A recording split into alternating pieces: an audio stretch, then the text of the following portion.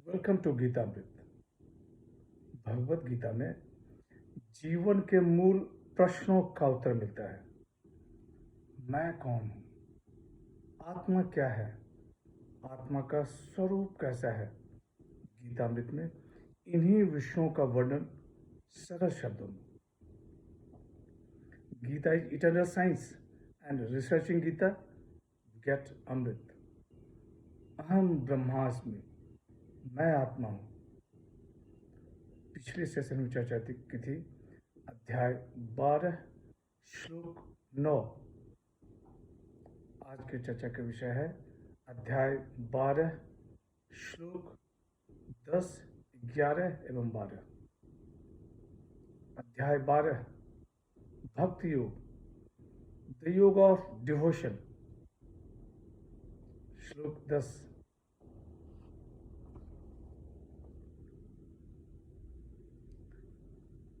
अम्यासेप्य समर्थोसि मत कर्म परमो भव मदर्थमपि कर्माणि कुर्वन् सिद्धि मवाप्स्यसि। श्री भगवान वाच।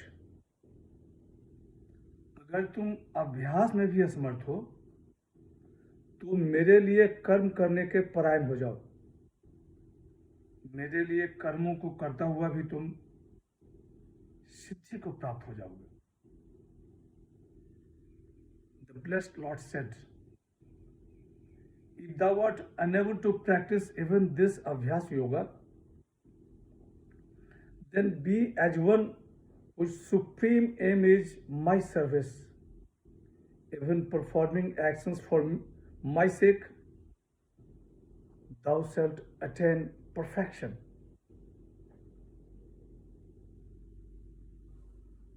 भगवान श्री कृष्ण अपनी प्राप्ति का साधन बता रहे हैं।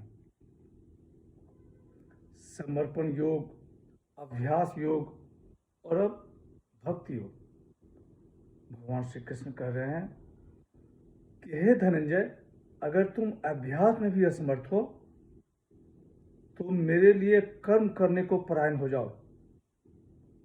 मेरे लिए कर्मों को करता हुआ भी तुम सिद्धि को प्राप्त हो जाओगे। मत कर्म परमो भव, अपना सभी कर्म परमात्मा प्राप्ति के लिए, उनकी खुशी के लिए करो। सभी कर्म भगवान की खुशी के लिए, सभी कर्म भगवान को अर्पण कर दो। लौकिक आध्यात्मिक। लौकिक परिवार कल्याण के लिए, जीविका के लिए,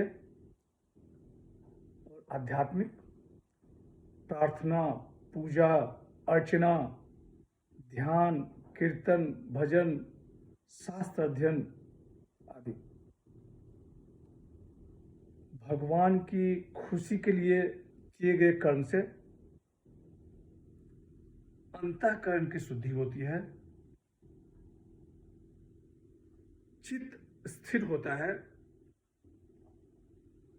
और मन को भगवान पर केंद्रित करना आसान हो जाता है। मत कर्म परमो भव, भगवान ने इस साधन को अपनी प्राप्ति का साधन बताया है। साधक जब सब कर्म ईश्वर के लिए करता है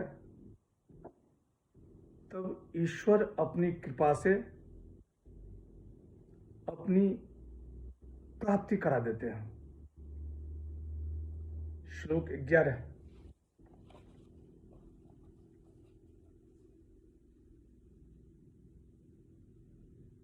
अथे तदप्य शक्तोऽसि कर्तुं मद्योगमाश्रितः सर्वकर्म फल त्यागम ततः कुरु यतात्मवान। श्री भगवान वाच। परंतु यदि तुम ऐसा करने में भी असमर्थ हो तो तो मन इंद्रियों को वश में करके संपूर्ण कर्मों का फल त्याग करो। The blessed Lord said, if thou art unable to do even this, then resorting to union with me, renounce the fruits of all actions with the self-controlled. भगवान अपनी सिद्धि का साधन बता रहे हैं। समर्पण योग, अभ्यास योग, भक्ति योग और अब कर्म योग की बात कर रहे हैं। भगवान श्री कृष्ण कहते हैं कि यदि तुम ऐसा करने में भी असमर्थ हो तो मन इंद्रियों को वश में करके संपूर्ण कर्मों के फल का त्याग करो। भगवान श्री कृष्ण कह रहे हैं कि हे धनंजय, तुम सर्व कर्म फल त्याग का साधना करो।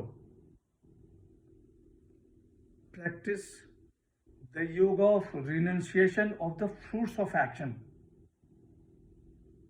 Adopt desireless action. निष्काम कर्म। सर्व कर्म फल त्याग का अर्थ है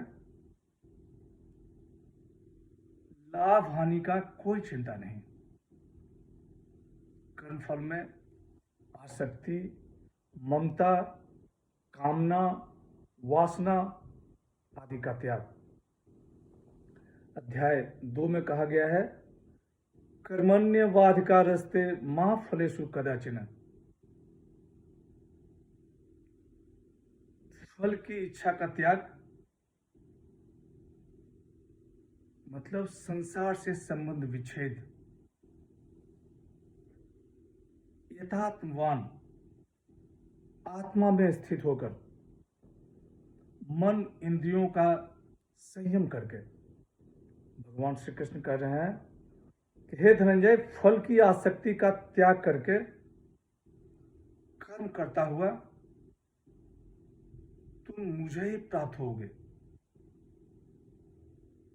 श्लोक 12। श्रेयो हि ज्ञानमभ्यासा ज्ञानाध्यानम विशिष्यते ध्यानात् कर्म फल त्यागः त्यागाच्छान्तिरनन्तरम्। श्री भगवान वाच, अभ्यास से ज्ञान श्रेष्ठ है, ज्ञान से श्रेष्ठ ध्यान है और ध्यान से भी श्रेष्ठ कर्म फल का त्याग है। त्याग से तत्काल ही परम शांति मिल जाती है। The blessed Lord said, better indeed is knowledge than the practice. Better than knowledge is meditation. Better than meditation is renunciation of the fruits of action. Peace immediately follows renunciation. यहाँ कर्म फल त्याग की महत्ता बताई जा रही है। भगवान श्री कृष्ण कहते हैं कि अभ्यास से ज्ञान श्रेष्ठ है, ज्ञान से श्रेष्ठ ध्यान है और ध्यान से भी श्रेष्ठ कर्म फल का त्याग है। त्याग से तत्काल ही परम शांति मिल जाती है। आगे सिद्ध भक्तों के लक्षणों का वर्णन है। अमृतास्तम।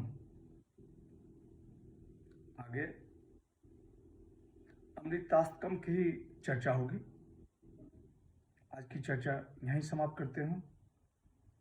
यदा यदा हि धर्मस्य ग्लानिर्भवति भारत अभ्युत्थानम् अधर्मस्य तदात्मानं सृजाम्यहम्।